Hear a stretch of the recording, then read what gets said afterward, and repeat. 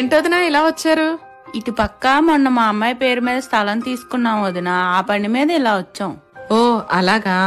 నెల కిందటేమో 10 తులాలు బంగారం తీసుకున్నాం, మొన్నేమో స్థలం తీసుకున్నాం. పోనీలే వదినా, మంచి పని చేసావు. నువ్వు కూడా పిల్లల పేరు మీద ఏదైనా కొని పడే వదినా. ఇప్పుడున్న పరిస్థితుల్లో కష్టమే వదినా. పిల్లల కాలేజ్ ఫీజులకే డబ్బులు సరిపోవటం లేదు. అయినా ఆడపిల్లలకి చదువులు ఎందుకు వదినా, ముందా కాలేజ్ మనిపించావు అనుకో, ఆ మిగిలిన ఫీజు డబ్బులతో దానికి ఏదో ఒకటి తీసుకున్నావు అనుకో, రేపు పొద్దున్నెప్పుడో దాని పెళ్లికి పనికొస్తాయి. అత్త, ఆస్తులన్నవి రోజు ఉంటాయి, రేపు పోతాయి. కానీ చదువు అన్నది ఉంటే రేపు పొద్దున్న మా కాళ్ళ మీద మేము నిలబడగలం. తల్లిదండ్రులు పిల్లలకి ఆస్తుల్ని ఇచ్చినా ఇవ్వకపోయినా చదువుని మాత్రం ఖచ్చితంగా ఇవ్వాలి. ఎందుకంటే చదువుని మించిన గొప్ప ఆస్తిని పిల్లలకి ఏ తల్లిదండ్రులు ఇవ్వలేరు.